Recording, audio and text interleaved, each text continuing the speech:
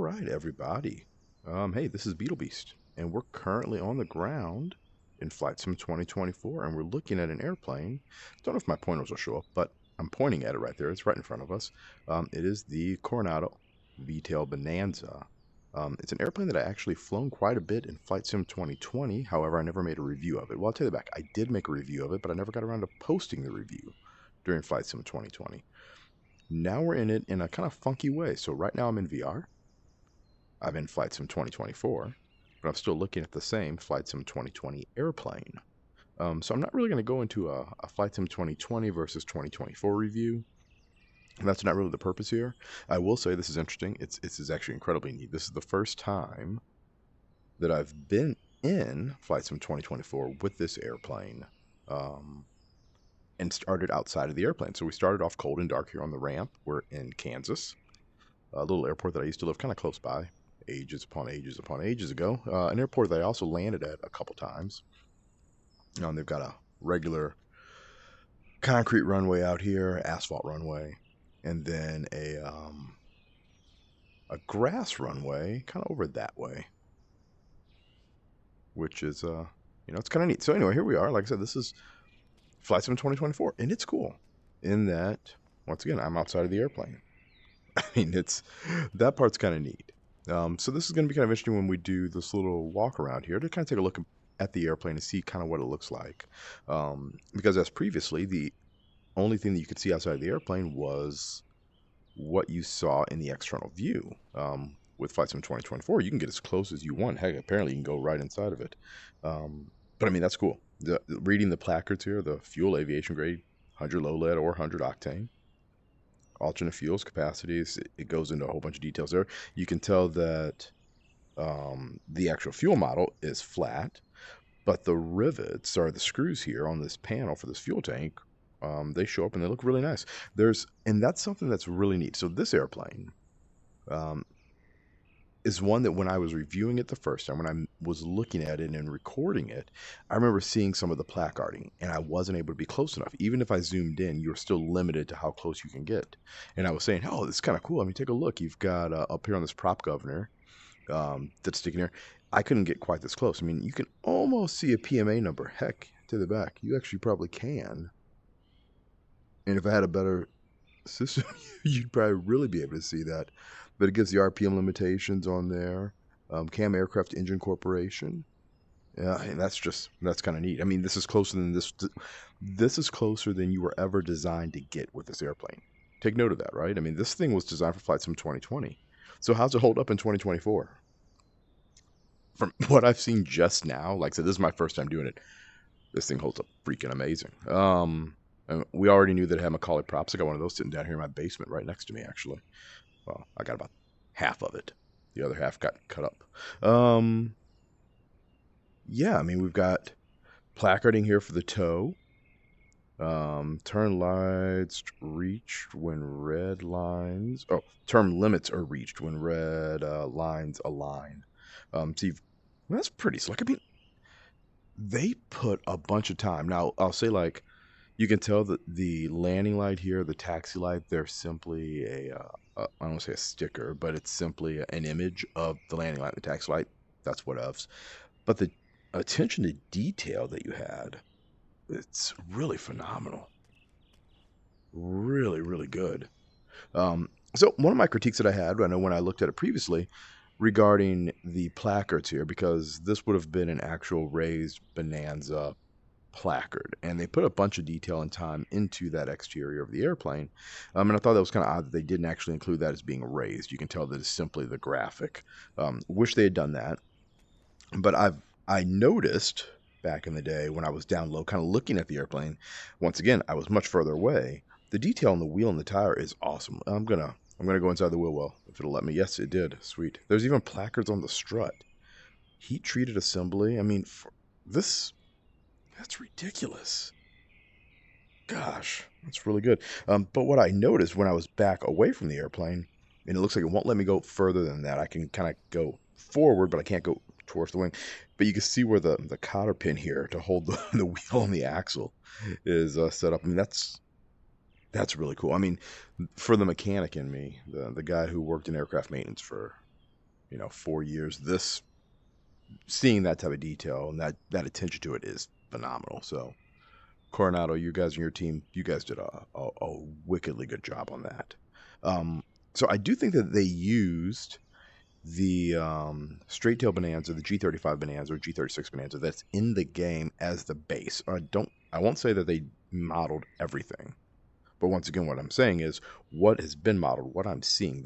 The attention to detail is really, really good. Stall horn, of course, right there. You've got placarding here on the lights when relamping, face trigger grid of lamp away from reflector. I mean, there was no reason they needed to include that, especially on a game that you're not going to be able to really get to see it, but top notch. Flat modeling is really good as well.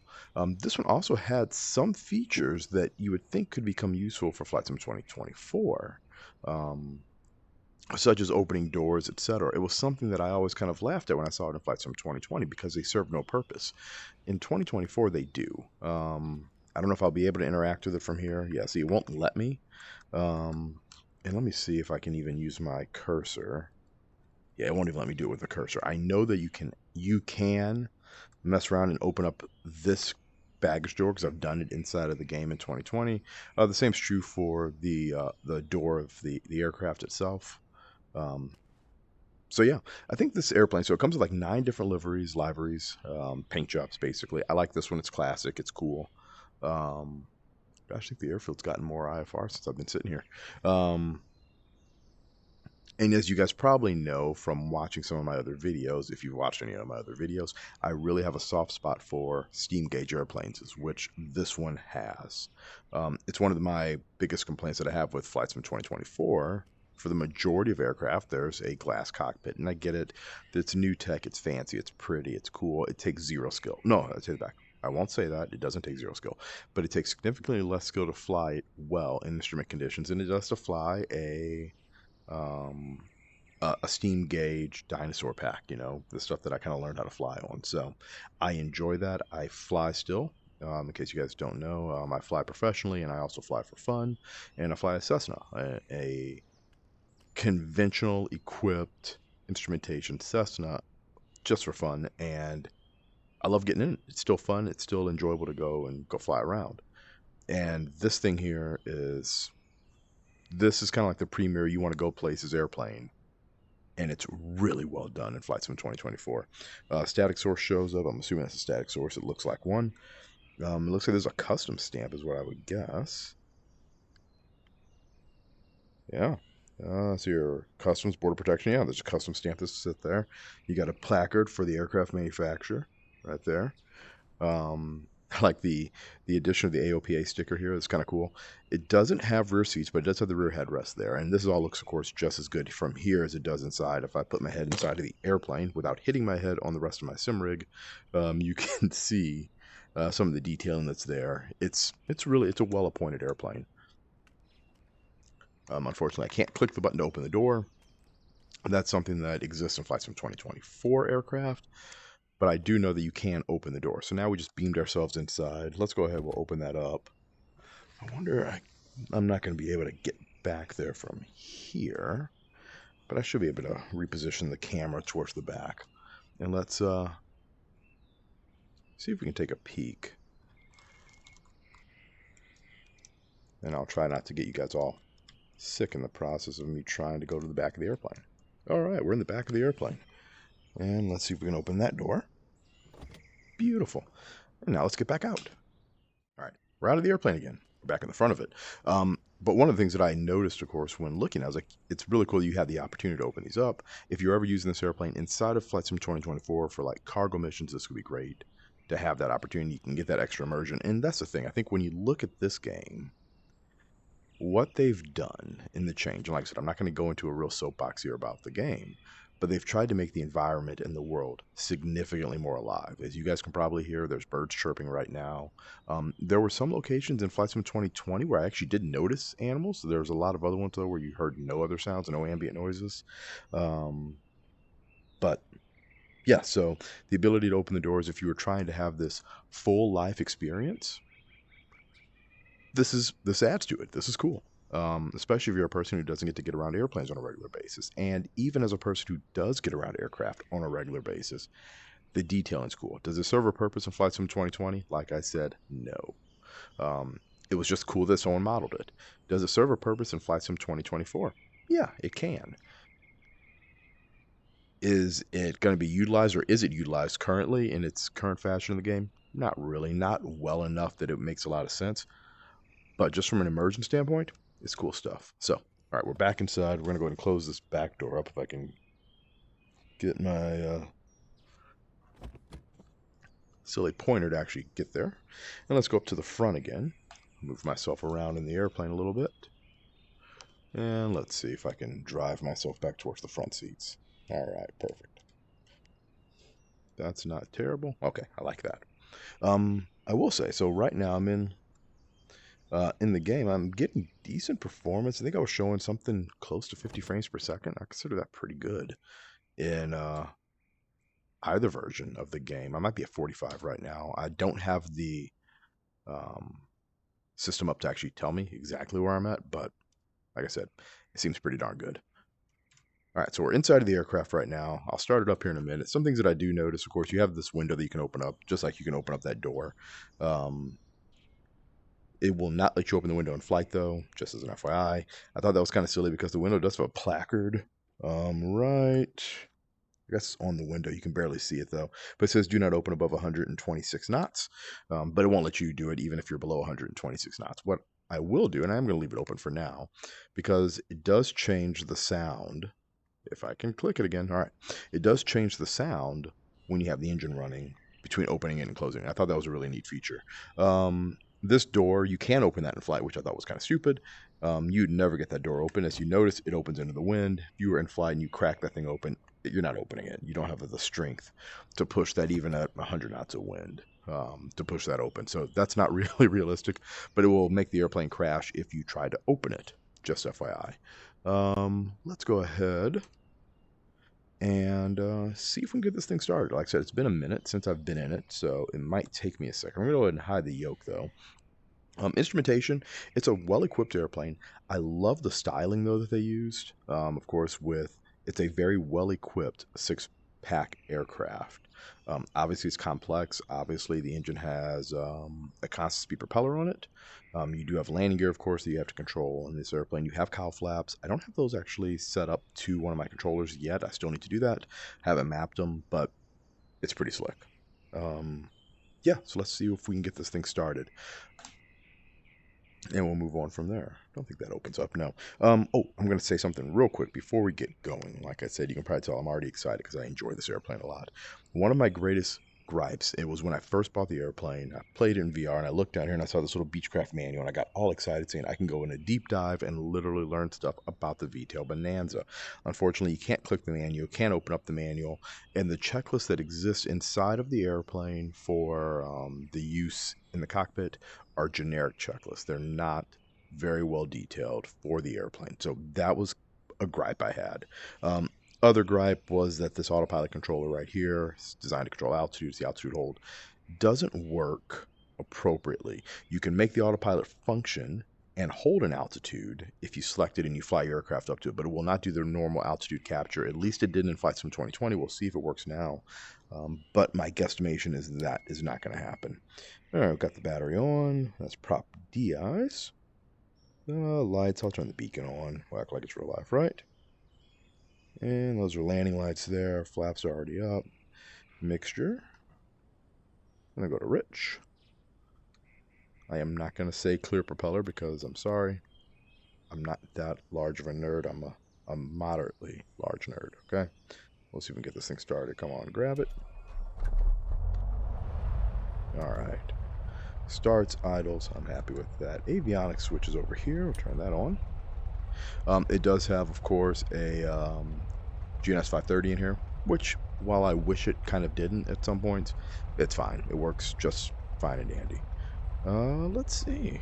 So I'm going to try something here. I do have an altitude select, pre-select, and it doesn't appear to be doing anything. So I'm going to assume that that's not going to work. Turn on this alternator, since apparently it's on a separate field. And Strobes will stay off. I'll turn on a taxi light even though it's kind of crummy and foggy down here. Heading showing south. That's showing about south. I'm happy with that. Standard steam looks good. All right. So let's get to taxiing out. So, real quick. So just so you guys can hear, obviously the engine's running. You can hear the sound. I'm going to be quiet so you can hear the difference. So you get that little bit of isolation from the engine, and I think that's a really nice nod to display kind of what's, you know, how well it was modeled. It's a really well modeled airplane, and like I said, this is one of the ones that I really love a lot. Oh no, apparently I did not map my throttle. You're gonna get, that's working. That's not. It is. All right. Oh, you know what? I bet it is. Bet I know what it is. Hold on. There we go. It's because there's a button I have mapped for, alright, there we go. Yeah, I have a button mapped for when I'm flying in the Caravan in this game that enables you to go to a negative power setting with your throttle. Not really needed for this, but apparently that mapping holds over. Alright. See, and this is... It's funny, you know, that's the stuff that you do in real life. You look out here, of course, before you go start back taxiing onto a runway. And you would announce it and everything else. And that should give you the idea as to what's the realism like here in VR in this type of airplane.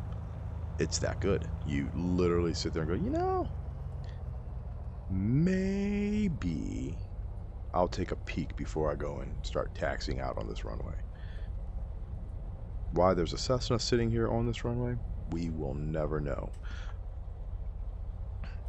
But we're going to go ahead and just scoot on around the Skyhawk into the dirt a little bit. Wing will pass underneath them. We're good. Alright. So, there's a grass runway, like I said, that's over there to the left. I think I see where it is set up at. I'd like to take off in that direction if I could. We might want to change these clouds because you're not going to get to see anything.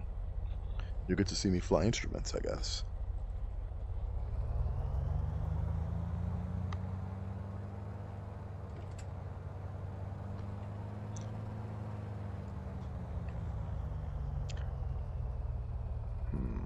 Yep, I can't see it. Alright, let's go ahead and see if we can do a little update to our weather here. And of course, the game's going to be mean and not allow me to do it. Which means you guys will get to see me shoot an ILS, which... Actually, you know what? I probably wouldn't be able to do because I don't have my charts for Kansas City, and I'm not going to go get those right now.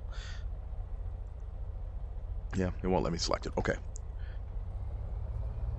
I am going to take off to the south anyway. And we'll make a big old left-hand turn. We might get above this little cloud layer real quick. So we'll see kind of what happens with that. But I think we're pretty well set. Other things to remember, this runway does have, if this is the runway that I'm looking at, which I think actually is right there, does have a tree at the end of it. I remember that being, I don't want to say problematic, but it was something that I had to point out to students back when we would land at this little grass field.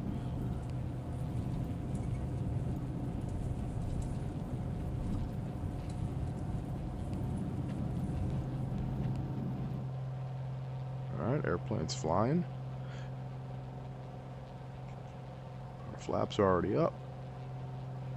Yeah, it's definitely our little grass runway.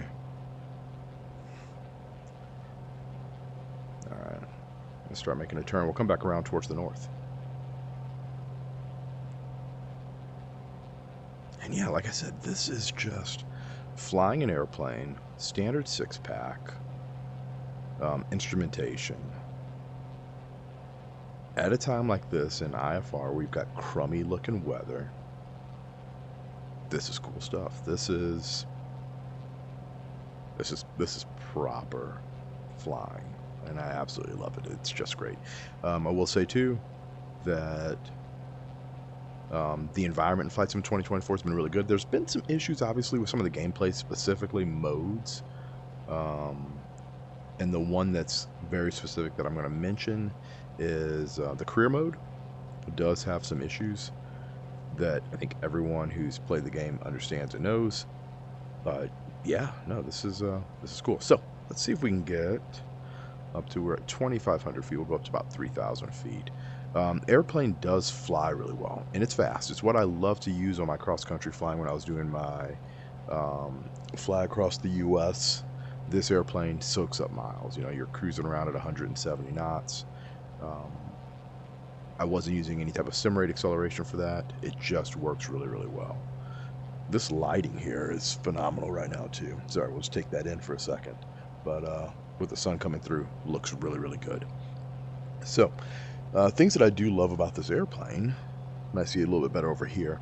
If you look out there on my aileron where those static wicks are, you can see them blowing. They're being affected by the wind, and they did that in Flight Sim 2024 as well. Thought that was really just kind of a neat look. You know, it shows some attention to detail once again. I think that's what really appeals to me about this airplane, is that there's quite a bit of attention to detail.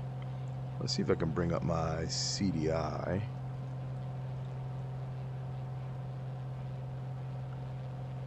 Is it on? I can't read if that says nav or GPS.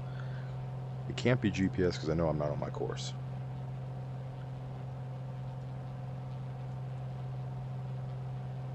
If I click that, that looks correct. So that's gonna stink though. I can't actually twirl it around because I need to map something for that. Let's go ahead and stop here.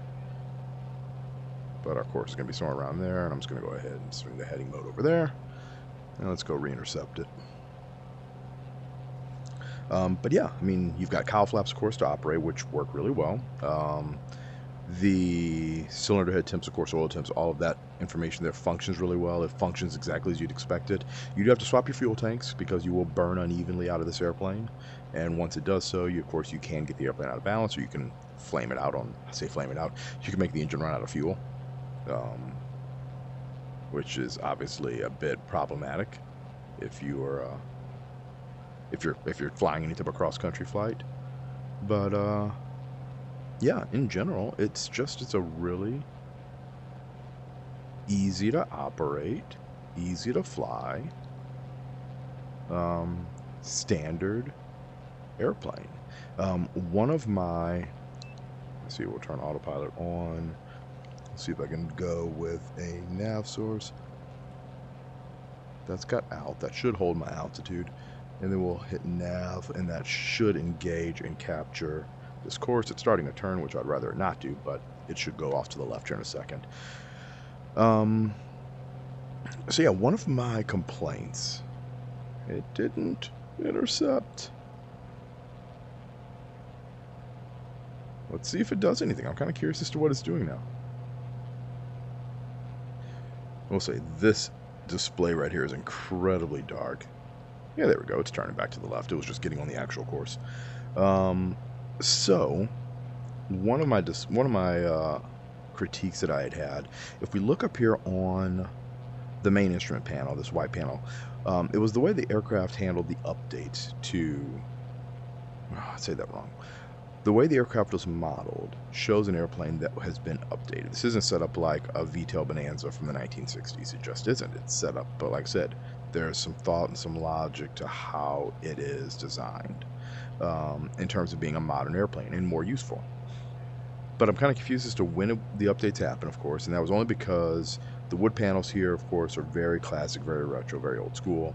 The audio stack, of course, is kind of a hodgepodge. You've got this GNS 530 up here, which is very nice, but then the audio controller panel that's above it is an older style audio control panel, something that I think would have been updated if I was putting in a brand new GPS at that point in time. These, of course, are slightly newer radios, but then, of course, you've got a slightly older autopilot once again, and, of course, this old ADF still sitting down here. And the transponder is not particularly modern, not bad or anything, but it's not a modern transponder. So I thought that seemed a little strange. The HSI here is, of course, solid equipment. the encoding altimeter, etc. It's a well-equipped airplane. You've got an OBS here. You've got your ADF here. You can fly this thing using any type of approach you want to do. You've got the ability to couple the GPS directly to the HSI and utilize that for flying your instrument approaches, which is awesome. This is an airplane that I'd say is the way I would like to have one equipped if I was flying this type of airplane on a regular basis. Once again, the attention to detail that they did in this cockpit is also really good. You can see the weathering that's up here on the dash. There are little chunks that are kind of taken out of it. And I remember commenting, it's like, at points you can almost tell that this material up here should be this like squishable rubber. I should be able to take my hand and essentially and squeeze it down to nothing. And it should do just fine. Sorry, I just wanted to look at that. Yeah, we got a ground speed of 140. Just looking over here at my airspeed going, I'm only doing 130 right now. So should be doing something a little bit more than that. I normally cruised around 160, I think, when I was using it for cross countries. I don't think there's any good reason that it should be running particularly slower. So we'll see. There could be something that I've forgotten. Maybe my cowl flaps are open. They shouldn't have been. But let's see. We'll increase our propeller a little bit, see if we run a little bit more RPM out of it. But yeah, you know, all things said, it's really well done. The detailing that they have here on the dash is really good. The detailing on the windscreen was pretty decent. There are some little markers you can see, things that have scratched, etc., run into it. I think that looks really cool, and it's a neat feature. You can almost get the idea that someone might have set, you know, a checklist or something up here on the dash a bunch and scratched it or nicked it, or their wedding ring hit it, and or they've squeezed it. You know, it feels kind of lived in. But I thought that the detailing here on this instrument panel was really good, specifically the screws, because you can tell that the screws have a little bit of depth to them. Or at least they did when I was looking at it in Flight Sim 2020. They looked proper. They looked like they had some depth to them. But these little button heads over here do not. And you can't see it quite as well in VR, but there's actually a little ring around these. I've put in about 5 billion of those screws over my years of doing maintenance, so I know what they look like, and they should be sitting off the panel. These here would have been countersunk machine screws. They would have fit right into the panel. You wouldn't have seen anything. I thought these looked really good, but these here along the wood panel could have been done a little bit better. So that was one of my little complaints. And like I said, in order to even have a complaint like that, you know that you're just getting really nitpicky. I mean, you're literally complaining almost for the sake of complaining in order to have something to say about, hey, you know, I'd really rather this not look like that. It looks great. So I'm not going to sit here and say it needs something different, because it doesn't. It's good. It's solid.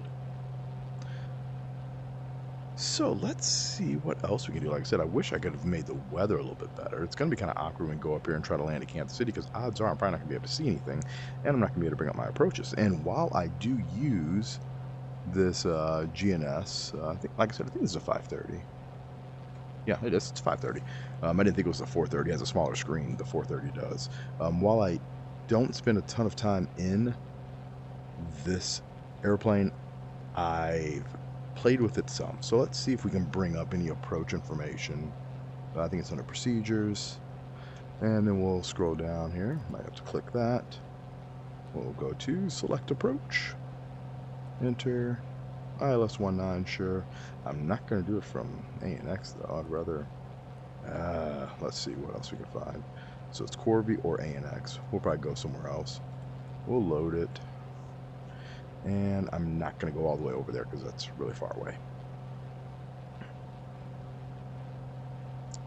So let's just go back to procedure, so we can turn the procedures off.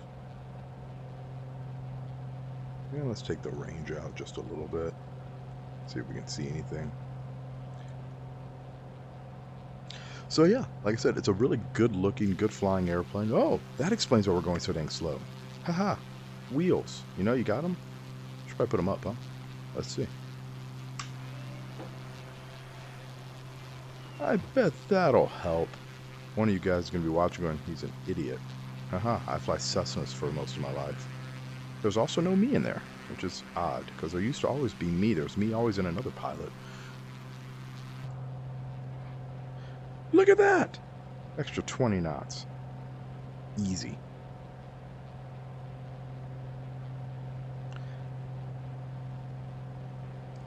Alright, so with that, let's go procedure. I'm going to click over here again, see if we can activate that approach. Doesn't seem like it wants to let me.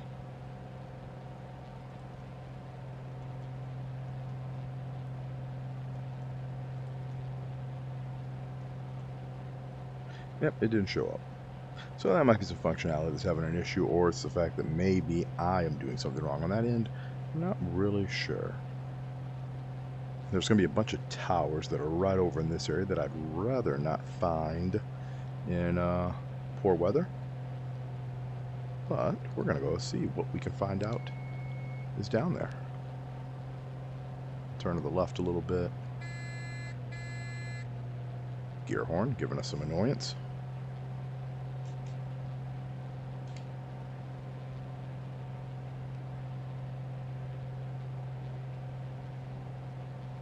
We'll head up to the north, see if we can get a sight on the field at all.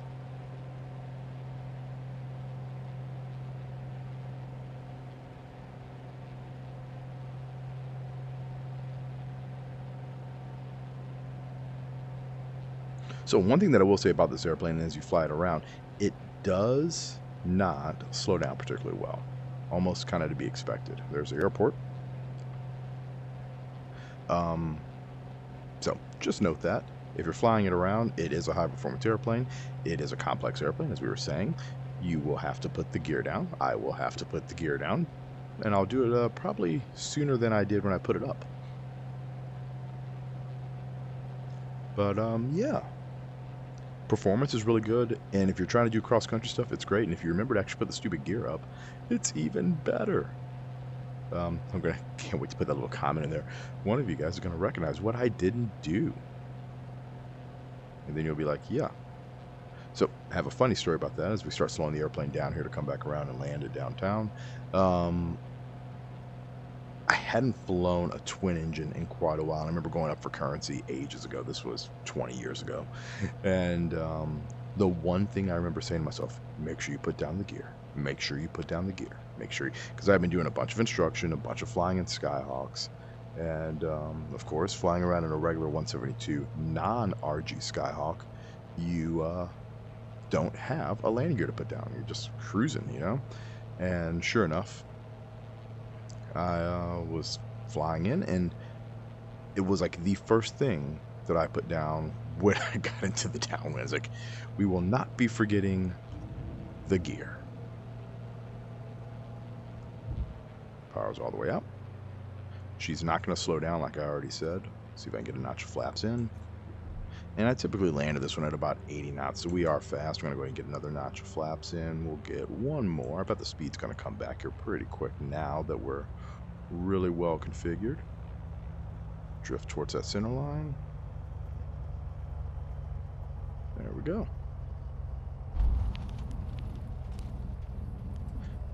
And that's really all there is to it.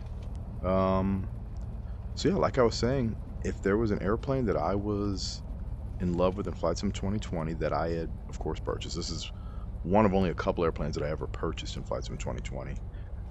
This one's it. And I know I've got buddies who fly Flight Sim 2020 and 2024 and really spend a lot of time in airliners or spend a lot of time in business jets or corporate jets, etc. Helicopters. I do spend some time in that, but not a ton. But what I will say is I spend a lot of time in small GA airplanes. It's kind of my happy spot. But that's the cool thing about the game is you can really find where you want to be, where you want to operate, how you want to operate, and do your thing. 2024 is giving you some more options as to kind of how you do things, and kind of what you can do. But I am really happy that this airplane carried over. I'm really happy that this airplane is still available. It was very cool of Microsoft and Asobo to allow us to bring in aircraft that we had in the previous versions of the game.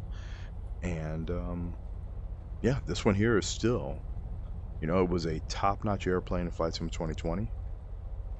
And with the new simulator itself and the setup for Flight Sim 2024, it is still an absolutely enjoyable airplane to fly around in. So I hope you guys enjoyed the video. Hopefully no one really rips me a new one for forgetting to put up the landing gear. But yeah, hope you guys enjoyed the video, and I hope you really are enjoying Flight Sim 2020, 2024. Some of these aircraft, including this one, because like I said, this one here is a great airplane. So thanks a lot for watching. Happy simming, and we'll see you guys next time.